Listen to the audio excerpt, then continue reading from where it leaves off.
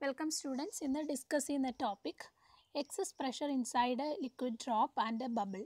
അപ്പോൾ അതിന് മുൻപേ ഷേപ്സ് ഓഫ് ലിക്വിഡ് ഡ്രോപ്സ് എന്താണെന്ന് നോക്കാം. ഒരു ലിക്വിഡ് ഡ്രോപ്പിൻ്റെ ഷേപ്പിനെ ഗവേൺ ചെയ്യുന്ന രണ്ട് ഫോഴ്സസ് ആണ്. ഒന്ന് സർഫസ് ടെൻഷൻ, മറ്റൊന്ന് ഫോഴ്സ് ഓഫ് ഗ്രാവിറ്റി. നമുക്കറിയാം ഇക്വിലിബ്രിയം കണ്ടീഷനിൽ ഏതൊരു സിസ്റ്റം ആണെങ്കിലും പൊട്ടൻഷ്യൽ എനർജി മിനിമൈസ് ചെയ്യാനായിട്ടാണ് ട്രൈ ചെയ്യുന്നത്. സോ ഇവിടെയും ലിക്വിഡ് ഡ്രോപ്പ് എന്താണ്, ഈ ഒരു ഫോഴ്സ്, ഏത് ഫോഴ്സ് ആണെങ്കിലും, അത് ഗ്രാവിറ്റി ആണെങ്കിലും അല്ലെങ്കിൽ സർഫസ് ടെൻഷൻ ആണെങ്കിലും, അത് കാരണം ഉണ്ടാകുന്ന പൊട്ടൻഷ്യൽ എനർജി മിനിമൈസ് ചെയ്യാനായിട്ട് ട്രൈ ചെയ്യുന്നു.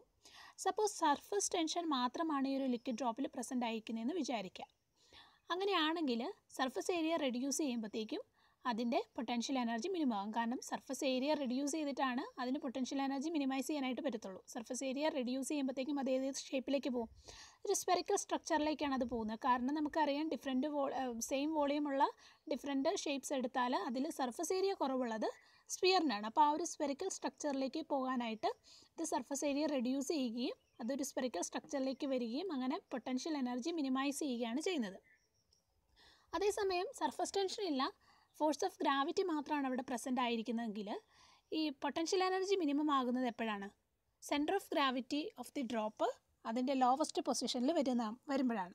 ഇപ്പോൾ സെൻറ്റർ ഓഫ് ഗ്രാവിറ്റി എന്ന് പറഞ്ഞാൽ ദർ ഈസ് എ പോയിൻറ്റ്. ഇപ്പോൾ ഒരു നമ്മൾ മാസ് എടുക്കുവാണെങ്കിൽ there is a point through which the resultant of the weight of all the particles of the body act. അതായത് ഇപ്പോൾ ഒരു ബോഡി ഉണ്ടെന്ന് വിചാരിക്കുക. അപ്പോൾ ബോഡിയിൽ എല്ലാ പാർട്ടിക്കിളിൻ്റെയും വെയ്റ്റ് അതിൻ്റെ റിസൾട്ടൻ്റായിട്ട് കണക്കാക്കാൻ പറ്റുന്ന ഒരു പെർട്ടിക്കുലർ പോയിൻ്റ് ഉണ്ട്. അപ്പോൾ ആ ഒരു പോയിൻറ്റിനെയാണ് സെൻറ്റർ ഓഫ് ഗ്രാവിറ്റി എന്ന് പറയുന്നത്. ഓക്കെ, അപ്പോൾ ഈ കേസിൽ ലിക്വിഡ് ഡ്രോപ്പിൻ്റെ കേസിലാണെങ്കിൽ നമുക്കറിയാം potential energy, gravitational potential energy എന്ന് പറഞ്ഞാൽ mgh ആണ്. സപ്പോസ് ഇതാണ് ഒരു ഒബ്ജക്റ്റ് എന്ന് വിചാരിക്കുക, ഇതാണ് എർത്തിൻ്റെ surface and this is the height h. So the potential energy is mgh എന്ന് നമുക്ക് എഴുതാനായിട്ട് പറ്റും. സോ റിസൾട്ടൻ്റ് ആയിട്ടുള്ള ഈ ഒരു റിസൾട്ടൻ്റ് വെയ്റ്റ് അതെല്ലാം കൂടി ആക്ട് ചെയ്യുന്ന ഒരു പോയിൻ്റാണ് ഈ സെൻറ്റർ ഓഫ് ഗ്രാവിറ്റി എന്ന് ഞാൻ പറഞ്ഞു അല്ലേ. അപ്പോൾ അങ്ങനെയാണെങ്കിൽ ഇതിൻ്റെ ലോവസ്റ്റ് പൊസിഷൻ, മാസ് എല്ലാം കൂടി നമുക്ക് കൺസിഡർ ചെയ്യാം, ആ വെയിറ്റ് എല്ലാം കൂടി കൺസിഡർ ചെയ്യാൻ പറ്റുന്ന ഒരു പോയിൻ്റ് ഇതിൻ്റെ ലോവസ്റ്റ് പൊസിഷനിലാകുമ്പോൾ മാത്രമേ പൊട്ടൻഷ്യൽ എനർജി മിനിമം ആകത്തുള്ളൂ. അങ്ങനെ ആ ലോവസ്റ്റ് പൊസിഷൻ ആകണമെങ്കിൽ എന്ത് ടൈപ്പിലായിരിക്കണം അതിൻ്റെ ഒരു സ്ട്രക്ചർ വരേണ്ടത്? ഫ്ലാറ്റ് ആയിരിക്കണം അല്ലേ. ലിക്വിഡ് ഡ്രോപ്പ് ഫ്ലാറ്റ് ആയിരിക്കണം. അങ്ങനെയാണെങ്കിൽ മാത്രമേ, അല്ലെങ്കിൽ ഇപ്പോൾ സ്ഫിയറിൻ്റെയൊക്കെ നമ്മൾ എടുത്തു കഴിഞ്ഞാൽ ഇപ്പോൾ ഇവിടെയാണ് സെൻറ്റർ ഓഫ് ഗ്രാവിറ്റി എന്ന് വിചാരിക്കുക, എല്ലാ മാസും അല്ലെങ്കിൽ എല്ലാ വെയിറ്റും കോൺസെൻട്രേറ്റ് ചെയ്തിരിക്കുന്ന ഒരു സ്ഥലം.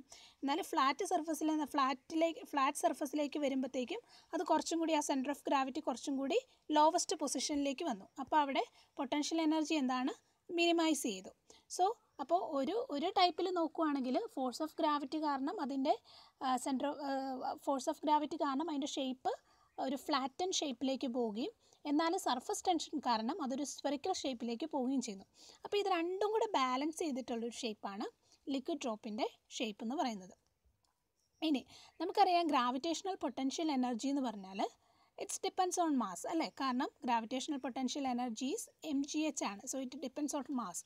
ആൻഡ് മാസ് എന്ന് പറയുന്നത് എന്താണ്? അതുകൊണ്ട് തന്നെ ഈ പൊട്ടൻഷ്യൽ എനർജി എന്തിനെ ഡിപ്പെൻഡ് ചെയ്യാം? വോളിയത്തിനെ ഡിപ്പെൻഡ് ചെയ്യാം അല്ലേ. കാരണം മാസും വോളിയം പ്രൊപ്പോർഷണൽ ആയതുകൊണ്ട് തന്നെ മാസ് വോളിയത്തിൻ്റെ ഇൻക്രീസിനനുസരിച്ച് മാസും ഇൻക്രീസ് ചെയ്യുന്നു. അങ്ങനെയാണെങ്കിൽ ഗ്രാവിറ്റേഷണൽ പൊട്ടൻഷ്യൽ എനർജി എന്തിനെ ഡിപ്പെൻഡ് ചെയ്യും? വോളിയത്തിനെ ഡിപ്പെൻഡ് ചെയ്യും അല്ലേ. അപ്പോൾ വോളിയം എന്ന് പറയുമ്പോഴത്തേക്കും നമുക്കറിയാം ഒരു ലീനിയർ ഡയമെൻഷൻ എടുക്കുകയാണെങ്കിൽ അതിൻ്റെ ക്യൂബ് ആയിരിക്കും. വോളിയം എന്ന് പറയുന്നത് ഇപ്പോൾ ഒരു ലെങ്ത് L ആണെങ്കിൽ L ക്യൂബ് ആയിരിക്കുമല്ലോ. അല്ലെങ്കിൽ A ആണ് ഒരു എന്തിൻ്റെങ്കിലും ഒരു ലീനിയർ ഡയമെൻഷൻ എങ്കിൽ A ക്യൂബാണ് അതിൻ്റെ വോളിയം എന്ന് പറയുന്നത്. So it is proportional to gravitational potential energy എന്ന് പറയുന്നത് which is proportional to the cube of its linear dimension. എന്നാൽ സർഫസ് ടെൻഷൻ കാരണമുള്ള പൊട്ടൻഷ്യൽ എനർജി എന്ന് പറഞ്ഞാൽ ഇതെന്തിനാണ് ഡിപ്പെൻഡ് ചെയ്യുന്നത്? സർഫസ് ഏരിയയാണ് ഡിപ്പെൻഡ് ചെയ്യുന്നത്. അപ്പോൾ ഏരിയ എന്ന് പറയുമ്പോഴത്തേക്കും ഒരു ലീനിയർ ഡയമെൻഷൻ്റെ സ്ക്വയറാണ് വരുന്നത് അല്ലേ. അപ്പോൾ സർഫസ് ടെൻഷൻ കാരണമാണെങ്കിൽ ആ പൊട്ടൻഷ്യൽ എനർജി ലീനിയർ ഡയമെൻഷൻ്റെ സ്ക്വയറിനെ ഡിപ്പെൻഡ് ചെയ്യുന്നു, സ്ക്വയർ ഓഫ് ഇറ്റ്സ് ലീനിയർ ഡയമെൻഷനെ ഡിപ്പെൻഡ് ചെയ്യുന്നു. എന്നാൽ ഗ്രാവിറ്റേഷണൽ ഫോഴ്സ് കാരണം ഉണ്ടാകുന്ന പൊട്ടൻഷ്യൽ എനർജി ആണെങ്കിൽ അത് ക്യൂബ് ഓഫ് ഇറ്റ്സ് ലീനിയർ ഡയമെൻഷനെയാണ് ഡിപ്പെൻഡ് ചെയ്യുന്നത്. അപ്പോൾ ലാർജർ ഡ്രോപ്പ് ആകുമ്പോഴത്തേക്കും, ലാർജർ ഡ്രോപ്പിൻ്റെ കേസിൽ അവിടെ എന്താണ് അവിടെ പ്രിഡോമിനൻ്റ് ആയിട്ട് നിൽക്കുന്ന എന്താണ്? പൊട്ടൻഷ്യൽ എനർജി ഡ്യൂ ടു ഗ്രാവിറ്റേഷനാണ് അല്ലേ? സർഫസ് ടെൻഷൻ വെച്ച് അത് എന്തായിരിക്കും? നെഗ്ലിജിബിൾ ആയിരിക്കും. കാരണം ലാർജ് ഡ്രോപ്പാണ്. ലാർജ് ഡ്രോപ്പ് ആകുമ്പോൾ വോളിയം കൂടുതലാണ്. അപ്പോൾ അതിൻ്റെ വോളിയം കൂടുമ്പോൾ ലീനിയർ ഡയമെൻഷൻ്റെ ക്യൂബാണ് വരുന്നത് വോളിയം അല്ലേ? അപ്പോൾ അവിടെ ഗ്രാവിറ്റേഷണൽ ഫോഴ്സ് കാരണമുള്ള പൊട്ടൻഷ്യൽ എനർജിയാണ് കൂടുതലായിട്ട് വരുന്നത്. മറ്റേ സർഫസ് ടെൻഷൻ കാരണമുള്ള പൊട്ടൻഷ്യൽ എനർജി നെഗ്ലിജിബിൾ ആകാം. അതായത് ഗ്രാവിറ്റേഷണൽ പൊട്ടൻഷ്യൽ എനർജിയെ കമ്പയർ ചെയ്യുമ്പോൾ ഉള്ള കാര്യമാണ് ഈ പറയുന്നത്. ഇനി അപ്പോൾ അങ്ങനെയാണെങ്കിൽ ആ കേസിൽ എന്താണ്? Drop assumes A flat shape അല്ലേ? ഫ്ലാറ്റ് ഷേപ്പിലേക്ക് പോകുന്നതായിട്ട് നമുക്ക് പറയാം. എന്നാൽ സ്മോളർ ഡ്രോപ്പ് ആണെങ്കിൽ, ഈ ലിക്വിഡ് ഡ്രോപ്പ് വളരെ സ്മോൾ ആണെന്നുണ്ടെങ്കിൽ അവിടെ ഡോമിനൻ്റ് ആയിട്ട് നിൽക്കുന്ന ഏതായിരിക്കും? സർഫസ് ടെൻഷൻ ആയിരിക്കും അല്ലേ? സർഫസ് ഏരിയ കുറവാണ്. അപ്പോൾ കൂടുതലും സർഫസ് ടെൻഷൻ കാരണമുള്ള പൊട്ടൻഷ്യൽ എനർജി ആയിരിക്കും അവിടെ ഡോമിനൻ്റ് ആയിട്ട് നിൽക്കുന്നത്. അപ്പം നമുക്ക് പറയാം അല്ലെങ്കിൽ ഇറ്റ് അസ്യൂംസ് സ്ഫെറിക്കൽ ഷേപ്പ് എന്ന് പറയാം. അപ്പോൾ അതാണ് ഈ ഒരു സ്ഫെറിക്കൽ ഷേപ്പ് ഓഫ് ദി ലിക്വിഡിനെ പറ്റിയുള്ള കുറച്ച് കാര്യങ്ങൾ. ഇനി നമുക്ക് excess pressure on a curved surface എന്ന് പറയുന്ന എസ്സേയിലേക്ക് കിടക്കാം. അപ്പോൾ ഇവിടെ നമ്മൾ കണ്ടുപിടിക്കുന്ന എക്സസ് പ്രഷർ ഇൻസൈഡ് ലിക്വിഡും അതുപോലെ തന്നെ ലിക്വിഡ് ഡ്രോപ്പും അതുപോലെ തന്നെ ബബിളുമാണ്. അപ്പോൾ അതിനായിട്ട് നമ്മൾ കൺസിഡർ ചെയ്യുകയാണ്. അപ്പോൾ for that we have to consider a curved surface at rest. ഇത് എന്താണ്? ഒരു ലിക്വിഡ് സർഫസിൻ്റെ ലിക്വിഡ് ഡ്രോപ്പിൻ്റെ ഒരു ചെറിയൊരു പോർഷനാണ്. അതായത് ഇപ്പോൾ എടുത്തിരിക്കുന്ന ABCD എന്ന് പറയുന്ന ചെറിയൊരു പോർഷൻ എടുക്കുകയാണ് അല്ലേ? അപ്പോൾ നമുക്കറിയാം ഒരു ലിക്വിഡിൻ്റെ സർഫസ് ഇതാണെന്ന് വിചാരിക്കാം. അങ്ങനെയാണെങ്കിൽ സർഫസ് ടെൻഷൻ കാരണം ഇതെന്ത് ചെയ്യുന്നു? അതിൻ്റെ സർഫസ് ഏരിയ റെഡ്യൂസ് ചെയ്യാനായിട്ട്, മിനിമൈസ് ചെയ്യാനായിട്ട് ശ്രമിക്കുന്നു. അങ്ങനെ ഇത് മിനിമൈസ് ചെയ്യുമ്പോൾ ഇതെല്ലാം കൂടി അടുത്താണ് വരുന്നത് അല്ലേ? മോളിക്യൂൾസൊക്കെ ഫോഴ്സ് ഓഫ് അട്രാക്ഷൻ കാരണം ഇങ്ങനെ അടുത്തടുത്ത് വന്നിട്ടാണ് സർഫസ് ഏരിയ മിനിമൈസ് ചെയ്യുന്നത്. അപ്പോൾ സർഫസ് ഏരിയ മിനിമൈസ് ചെയ്യുമ്പോഴത്തേക്കും ഇൻസൈഡ് ദി ലിക്വിഡ് ഡ്രോപ്പ് എന്ത് ചെയ്യും? പ്രഷർ കൂടുകയാണ് ചെയ്യുന്നത് അല്ലേ? ഈ മോളിക്യൂൾസ് എല്ലാം അടുത്തടുത്ത് വന്ന് വരികയാണ്, സർഫസ് ഏരിയ റെഡ്യൂസ് ചെയ്യുകയാണ്. അപ്പോൾ ഇൻസൈഡ് ദി ലിക്വിഡ് ഡ്രോപ്പ് എന്ന് പറഞ്ഞാൽ പ്രഷർ കൂടുതലാണ്. സോ ഔട്ട്സൈഡ് ദി പ്രഷർ എന്താണ്? ഔട്ട്സൈഡ് ദി ലിക്വിഡ് സർഫസ് എന്താണ്? ഒരു പ്രഷർ കാണും. ചിലപ്പോൾ ഇത് എയറിലാണെന്ന് വിചാരിക്കാം. അപ്പോൾ അങ്ങനെയാണെങ്കിൽ this is the pressure of the air. ഇതെന്ന് പറഞ്ഞാൽ ലിക്വിഡ് ഡ്രോപ്പിൻ്റെ അകത്തുള്ള പ്രഷർ. എന്തായാലും ലിക്വിഡ് ഡ്രോപ്പിൻ്റെ അകത്തുള്ള പ്രഷർ ആയിരിക്കും കൂടുതൽ. അതാണ് ഇവിടെ ഒരു എക്സസ് പ്രഷർ. ഇതിനേക്കാളും എത്ര കൂടുതലാണ് ഇത്? അപ്പോൾ ആ ഒരു എക്സസ് പ്രഷറിൻ്റെ ഡെറിവേഷനാണ് നോക്കുന്നത്. So here the inward pressure on it due to surface tension must be balanced by an excess pressure acting outward on the concave surface.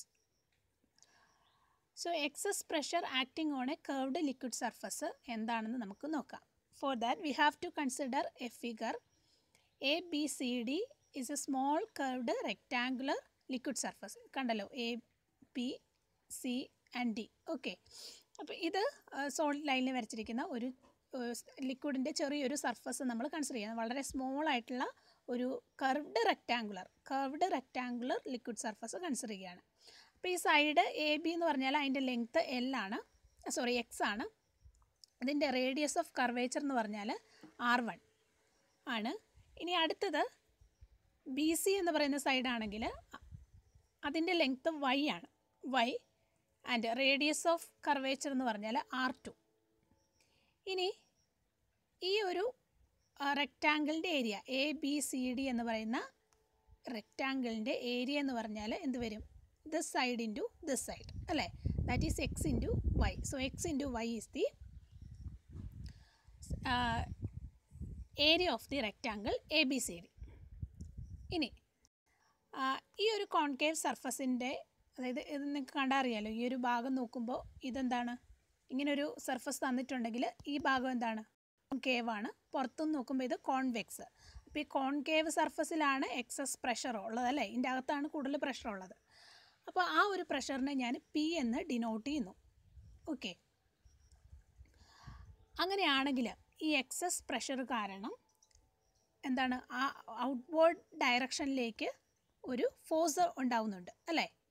കാരണം ഇവിടെ ഈ ഒരു ലിക്വിഡ് ഡ്രോപ്പിൻ്റെ അകത്ത് ഒരു എക്സസ് പ്രഷറുണ്ട്. ആ പ്രഷർ കാരണം ഇതെന്താണ്? ഇതിനെ എക്സ്പാൻഡ് ചെയ്യാനായിട്ട്, ഈ ഒരു ലിക്വിഡ് സർഫസിനെ എക്സ്പാൻഡ് ചെയ്യാനായിട്ട് ഇത് ശ്രമിച്ചുകൊണ്ടിരിക്കും. അപ്പോൾ എക്സ്പാൻഡ് ചെയ്യാൻ ശ്രമിക്കുക എന്ന് പറഞ്ഞാൽ എന്താണ്? അവിടെ ഒരു ഫോഴ്സ് ഉണ്ട്. അപ്പോൾ ഫോഴ്സ് എന്ന് പറഞ്ഞാൽ നമുക്കറിയാം, അല്ലെങ്കിൽ പ്രഷർ എന്ന് പറഞ്ഞാൽ നമുക്കറിയാം ഫോഴ്സ് ബൈ ഏരിയ ആണ്. അങ്ങനെയാണെങ്കിൽ അവിടുത്തെ ഫോഴ്സ് എന്ന് പറഞ്ഞാൽ എന്താണ്? Pressure into area. And what is pressure here? P. What is area? Area എന്ന് പറയുന്നത് X into Y. So here the force is P into X into Y. ഇനി ഈ ഒരു എക്സസ് പ്രഷർ കാരണം ഇവിടെ ഒരു ചെറിയൊരു എക്സ്പാൻഷൻ ഉണ്ടായെന്ന് വിചാരിക്കുക. ലിക്വിഡ് സർഫസിൽ ചെറിയൊരു എക്സ്പാൻഷൻ ഉണ്ടായി. അതൊരു ചെറിയ ഡിസ്പ്ലേസ്മെൻറ്റ് അത് കവർ ചെയ്തു. ആ ഡിസ്പ്ലേസ്മെൻ്റാണ് ഇവിടെ ഡെൽറ്റ ഇസഡ് എന്ന് പറയുന്നത്. ഇതിൻ്റെ അകത്തുള്ള എക്സസ് പ്രഷർ കാരണം അവിടെ ഒരു ഫോഴ്സ് ഉണ്ടാകുന്നു. ആ ഫോഴ്സ് കാരണം ഈ ഒരു കർവ്ഡ് സർഫസ് കുറച്ചൊന്ന് എക്സ്പാൻഡ് ചെയ്യുന്നു. അപ്പോൾ അവിടെ ഒരു സ്മോൾ ഡിസ്പ്ലേസ്മെൻ്റ് ഉണ്ടാകുന്നു. ആ ഡിസ്പ്ലേസ്മെൻ്റാണ് ഡെൽറ്റ സെഡ് എന്ന് കൊടുത്തിരിക്കുന്നത്. ഓക്കെ, ആ ഡെൽറ്റ ഇസഡ് ഡിസ്പ്ലേസ്മെൻറ്റിന് ശേഷം ആ ഒരു എലമെൻറ്റ് ABCD എന്ന് പറയുന്ന എലമെൻറ്റ് പുതിയ പൊസിഷനിലെത്തി. That is A dash B dash C dash and D dash. Okay, ആ സോളിഡ് ലൈനിൽ കൊടുത്തിരിക്കുന്നതാണ്. ഇനി അപ്പോൾ എന്താണ്, എക്സസ് പ്രഷർ കാരണം ഫോഴ്സ് വന്നു, ചെറിയൊരു ഡിസ്പ്ലേസ്മെൻറ്റ് അവിടെ സംഭവിച്ചു. അതായത് എന്താണ്, അവിടെ വർക്ക് ചെയ്തുകൊണ്ടാണ് അതിന് പുതിയൊരു പൊസിഷൻ അത് എക്സ്പാൻഡ് ചെയ്തത് അല്ലേ. എക്സസ് പ്രഷർ കാരണം അവിടെ ഒരു വർക്ക് ഡൺ നടന്നു. അപ്പോൾ ആ ഒരു വർക്ക് എന്ന് പറഞ്ഞാൽ എന്താണ്, force into displacement. And what is force എന്ന് പറഞ്ഞാൽ P into X into Y. And what is displacement here? Delta Z. So ഇതാണ് വർക്ക് ഡൺ എന്ന് പറഞ്ഞാൽ P into X into Y into delta Z. ഇനി പുതിയ റെക്റ്റാങ്കുലർ എലമെൻറ്റ് നമ്മൾ എടുക്കുമ്പോൾ അതിൻ്റെ സൈഡ് നമുക്ക് നോക്കാം. സൈഡ് എന്ന് പറയുമ്പോൾ കുറച്ച് എക്സ്പാൻഡ് ചെയ്തിട്ടുണ്ടല്ലോ. അപ്പോൾ ഈ സൈഡ് എന്ന് പറഞ്ഞാൽ എക്സ് എന്നുള്ളത് എക്സ് പ്ലസ് ഡെൽറ്റ എക്സ് ആയി. ഈ സൈഡ് എന്ന് പറഞ്ഞത് വൈ പ്ലസ് ഡെൽറ്റ വൈ ആയി. അങ്ങനെയാണെങ്കിൽ ഈ ഒരു എലമെൻറ്റിൽ നിന്ന് എക്സ്പാൻഡ് ചെയ്ത് ഈ ഒരു എലമെൻ്റ് ആയപ്പോൾ അവിടെ ഉണ്ടായ ഏരിയയ്ക്കുണ്ടായ ഇൻക്രീസ് എത്രയാണെന്ന് നോക്കുക. ഇൻക്രീസ് ഇൻ ഏരിയ എന്ന് പറയുമ്പോഴത്തേക്ക് എന്താണ്, പുതിയ ഇപ്പോൾ ഉണ്ടായ ആ ഒരു ഏരിയ മൈനസ് പഴയ ഏരിയ നമ്മൾ ചെയ്താൽ മതി അല്ലേ. സോ ന്യൂ ഏരിയ എന്ന് പറഞ്ഞാൽ എന്താണ്, x plus x into y. Length into breadth ഇതങ്ങ് സൈഡ് രണ്ട് മൾട്ടിപ്ലൈ ചെയ്താൽ മതിയല്ലോ. That is x plus delta x into y plus delta y. So x plus delta x into y plus delta y minus നേരത്തെ എത്രയായിരുന്നു അതിൻ്റെ area? X y അല്ലേ, x into Y. So x plus delta x into y plus delta y minus delta y. അപ്പോൾ ഇതിനെ നമ്മളൊന്ന് expand ചെയ്യുമ്പോഴത്തേക്കും expand ചെയ്യുമ്പോൾ അറിയാമല്ലോ x into y x y. ഇപ്പോൾ എക്സ് വൈയും നമുക്ക് ക്യാൻസലാക്കാം. ബാക്കി എന്ത് വരും? എക്സ് ഇൻറ്റു ഡെൽറ്റ വൈയും വരും, ഡെൽറ്റ എക്സ് ഇൻറ്റു വൈ വരും, പിന്നെ delta x into delta y. അത് വളരെ സ്മോളായിട്ടുള്ള ഒരു ക്വാണ്ടിറ്റി ആയതുകൊണ്ട് വളരെ ചെറിയൊരു ഡിസ്പ്ലേസ്മെൻ്റ് ആണ് അവിടെ നടന്നത്. സോ ഈ ഒരു ക്വാണ്ടിറ്റി നമുക്ക് നെഗ്ലക്റ്റ് ചെയ്ത് കളയാനായിട്ട് പറ്റും. സോ ഇൻക്രീസ് ഇൻ ഏരിയ എന്ന് പറഞ്ഞാൽ ഫൈനലി നമുക്ക് എന്ത് കിട്ടി? X into delta Y plus Y into delta X. ഇനി അപ്പോൾ ഇൻക്രീസ് ഇൻ ഏരിയ കണ്ടു. ഇൻക്രീസ് ഇൻ ഏരിയ എന്ന് പറഞ്ഞാൽ എന്ത് ചെയ്യും? അവിടെ സർഫസ് എനർജി ഇൻക്രീസ് ചെയ്യും അല്ലേ. സർഫസ് എനർജിയുടെ ഇക്വേഷൻ നമ്മൾ കഴിഞ്ഞ ക്ലാസ്സിൽ നമ്മളൊന്ന് കണ്ടതാണ്. അതായത് സർഫസ് ടെൻഷൻ എന്ന് പറഞ്ഞത് സർഫസ് എനർജി ബൈ ഏരിയ എന്ന് നമ്മൾ കണ്ടിരുന്നു സർഫസ് എനർജിയുടെ ടേം പഠിച്ചപ്പോൾ. അപ്പോൾ അതിൻ്റെ അകത്ത് നിന്ന് സർഫസ് എനർജിക്ക് നമുക്ക് എന്ത് കൊടുക്കാം? Surface tension into area. ഇവിടെ ഏത് ഏരിയ വരും? ഇൻക്രീസ് ഇൻ ഏരിയ അല്ലേ. അപ്പോൾ അതാണ് ഇവിടെ അടുത്തത് എഴുതിയിരിക്കുന്നത്. Increase in surface energy is given by surface tension into increase in area. So surface ടെൻഷനെ ക്യാപിറ്റൽ T കൊണ്ട് ഡിനോട്ട് ചെയ്യുന്നു. ഇൻക്രീസ് ഇൻ ഏരിയ എന്ന് പറഞ്ഞാൽ ഇതാണ്, that is X into delta Y plus Y into delta X. ഇനി this increase in surface energy is equal to the work done in expanding the liquid surface by the excess pressure. നമ്മൾ already ഇവിടെ work ഡണ്ണിൻ്റെ expression കണ്ടുപിടിച്ചിട്ടുണ്ട്. എന്തിൻ്റെ ആയിരുന്നു അത്? അതായത് liquid ഡ്രോപ്പിൽ അതിൻ്റെ ഇൻസൈഡായിട്ടൊരു excess പ്രഷറുണ്ട്. ആ എക്സസ് പ്രഷർ കാരണം ഈ ഒരു ലിക്വിഡ് സർഫസ് എക്സ്പാൻഡ് ചെയ്തു അല്ലേ. ആ എക്സ്പാൻഡ് ചെയ്യുന്നിടത്ത് അവിടെ നടന്ന ആ വർക്കിൻ്റെ ഇക്വേഷനാണിത്. അപ്പോൾ ആ എത്രമാത്രം വർക്ക് ചെയ്യണം അതിനനുസരിച്ച് എനർജി യൂട്ടിലൈസ് ചെയ്യണം അല്ലേ. ആ എനർജി എന്താണ്? അല്ലെങ്കിൽ ആ എനർജി എന്തിന് ഈക്വലാണ്? ഇവിടുത്തെ ഇൻക്രീസ് ഇൻ സർഫസ് എനർജിക്ക് ഈക്വലാണ്. സോ അങ്ങനെയാണെങ്കിൽ നമുക്ക് ഇത് രണ്ടിനും ഇക്വേറ്റ് ചെയ്യാനായിട്ട് പറ്റും. സോ ഈ ഒരു ഇക്വേഷനെയും ഞാൻ ഇക്വേറ്റ് ചെയ്യുന്നു. ഓക്കെ, ഇപ്പോൾ ഇക്വേറ്റ് ചെയ്യുമ്പോഴത്തേക്കും ഇതിൻ്റെ അകത്തുനിന്ന് പ്രഷറിൻ്റെ ഇക്വേഷൻ നമുക്ക് കണ്ടുപിടിക്കാൻ പറ്റും. പ്രഷറിൻ്റെ ഇക്വേഷൻ എന്താണ്? T ഇൻറ്റു ജസ്റ്റ് ഒന്ന് ഡിവൈഡ് ചെയ്താൽ മതി. അപ്പോൾ നമുക്ക് കിട്ടുന്നത് 1/y into delta Y by delta z plus 1/x into delta X by delta Z. ഇനി അടുത്ത, അപ്പോൾ ഇതാണ് എക്സസ് പ്രഷർ അല്ലേ. ഒരു ലിക്വിഡ് സർഫസിൽ ആക്ട് ചെയ്യുന്ന എക്സസ് പ്രഷറിൻ്റെ എക്സ്പ്രഷനാണിത്. പക്ഷേ ഈ ഒരു ഇതിൻ്റെ അകത്ത് 1/y delta Y by delta ഇസഡിനും 1/x delta X by delta ഇസഡിനും അതിന് റേഡിയസ് ഓഫ് കർവേച്ചറിൻ്റെ ടേമിൽ ഒരു എക്സ്പ്രഷൻ നമ്മൾ കൊണ്ടുവരികയാണ് ചെയ്യുന്നത്. സോ ഇതിന് രണ്ടിലും നമുക്ക് വേറൊരു എക്സ്പ്രഷൻ കൊടുക്കാം. അതിന് വേണ്ടിയിട്ട് we have to consider the similar triangles ABO1 and A'(B'(O1). നോക്കി ഏതാണ് ABO1 ആൻഡ് A'(B'(O1). ഇത് രണ്ടും സിമിലർ ട്രയാങ്കിൾ ആണല്ലേ. അപ്പോൾ സിമിലർ ട്രയാങ്കിൾ ആണെന്നുണ്ടെങ്കിൽ അതിൻ്റെ സൈഡിൻ്റെ റേഷ്യോ എന്ന് പറയുന്നത് ഈക്വൽ ആയിരിക്കും. അപ്പോൾ ഇതിൻ്റെ സൈഡിൻ്റെ റേഷ്യോ എന്ന് പറഞ്ഞാൽ A'(B' ബൈ A'(O1). നോക്കിയേ A'(B' by A'(O1). A'(B' by A'(O1) which is equal to, ഇപ്പോൾ ആദ്യത്തെ ട്രയാങ്കിളുടെ രണ്ടാമത്തെ ട്രയാങ്കിൾ ഏതാണ് ABO1 അല്ലേ. That is AB divided by AO. ഇപ്പോൾ സിമിലർ ട്രയാങ്കിൾ ആണെങ്കിൽ അതിൻ്റെ സൈഡിൻ്റെ റേഷ്യോ ഈക്വൽ ആയിരിക്കും. ഇനി A'(B') എന്ന് പറഞ്ഞാൽ എന്താണ് A'(B' ഈസ് ദിസ് ഇവിടം വരെ എന്താണ് R1 ആണ്. കണ്ടറിയാലോ ഇവിടം വരെ R1 ആണ് പ്ലസ് ഡെൽറ്റ ഇസഡ്. ഓക്കെ, ഈ ഒരു സൈഡ് എന്ന് പറഞ്ഞാൽ എക്സ് പ്ലസ് ഡെൽറ്റ എക്സ്. അപ്പോൾ അതെല്ലാം നമുക്ക് ജസ്റ്റ് ഒന്ന് സബ്സ്റ്റിറ്റ്യൂട്ട് ചെയ്ത് കൊടുത്താൽ മതി. സോ സബ്സ്റ്റിറ്റ്യൂട്ട് ചെയ്യുമ്പോഴത്തേക്ക് നമുക്ക് കിട്ടുന്നത് A'(B') എന്ന് പറഞ്ഞാൽ X plus delta X, A'(O1) എന്ന് പറഞ്ഞാൽ R1 plus delta Z, AB എന്ന് പറഞ്ഞാൽ എക്സ് ആണ്, AO1 എന്ന് പറഞ്ഞാൽ R1 ആണ്. ഇനി ഇതിനെ ഒന്ന് റീഅറേഞ്ച് ചെയ്യാണ്. അപ്പോൾ എക്സിനെ ഞാനിവിടെ കൊണ്ടുവന്നു. അപ്പോൾ അങ്ങനെയാണ് x plus delta x divide by x equal to R1 plus delta z by R1. എന്നിട്ട് ഇതിനെ ഒന്ന് ഡിവൈഡ് ചെയ്തു. എക്സ് ബൈ എക്സ് എന്ന് പറഞ്ഞാൽ എന്ത് വരും 1 വരും. ബാക്കി എന്തുണ്ട് delta X by delta x. ഇവിടെ R1 ബൈ R1 എന്ന് പറഞ്ഞാൽ 1 വരും. ബാക്കി ഡെൽറ്റ ഇസഡ് ബൈ R1. ഇനി ഇവിടെ 1 മൈനസ് 1 1ഉം 1ഉം ക്യാൻസൽ ആകും. ബാക്കി എന്ത് വരും ഇതിനെ ഒന്ന് റീഅറേഞ്ച് ചെയ്യുമ്പോൾ എന്ത് വരും 1/x delta X by delta z equal to 1/R1. അപ്പോൾ എന്താണ് ഇതിന് പകരം നമുക്ക് 1/R1 സബ്സ്റ്റിറ്റ്യൂട്ട് ചെയ്യാനായിട്ട് പറ്റും. 1/R1 സബ്സ്റ്റിറ്റ്യൂട്ട് ചെയ്യാം. ഇതുപോലെ തന്നെ അടുത്ത സിമിലർ ട്രയാങ്കിൾ BCO2ഉം B'(C'(O2ഉം കൺസിഡർ ചെയ്താൽ നമുക്ക് ഇതേ ഇക്വേഷൻ ഇതേ രീതിയിലുള്ളൊരു ഇക്വേഷൻ കിട്ടും. 1/y into delta Y by delta z. അതിന് നമുക്ക് എന്ത് ഇക്വേറ്റ് ചെയ്യാൻ പറ്റും 1/R2. അപ്പോൾ ഇത് രണ്ടും 1/R2ഉം 1/R1ഉം ഇക്വേഷൻ 34 സബ്സ്റ്റിറ്റ്യൂട്ട് ചെയ്താൽ നമുക്ക് കിട്ടുന്നത് ഇതാണ്. എക്സസ് പ്രഷർ എന്ന് പറയുന്നത് excess pressure acting on the curved surface എന്ന് പറഞ്ഞാൽ P is equal to T into 1/R1 plus 1/R2. ഇനി ഒരു സർഫസ് ഇപ്പം നമ്മൾ ഒരു സർഫസ് കോൺകേവും രണ്ടും ഡിഫറെൻറ്റ് സർഫസ് ആണെങ്കിൽ ഒരെണ്ണം കോൺകേവും ഒരു സർഫസ് കോൺവെക്സും ആണെന്ന് വിചാരിക്കുക. അങ്ങനെയാണെങ്കിൽ നമുക്കിങ്ങനെ എഴുതാൻ പറ്റത്തില്ല. കോൺകേവും കോൺവെക്സും വന്നു കഴിഞ്ഞാൽ റേഡിയസ് ഓഫ് കർവേച്ചർ രണ്ടും ഓപ്പോസിറ്റ് സൈൻ ആയിരിക്കും. ഇവിടെ radius of curvature opposite sign ആയിരിക്കും വരുന്നത്.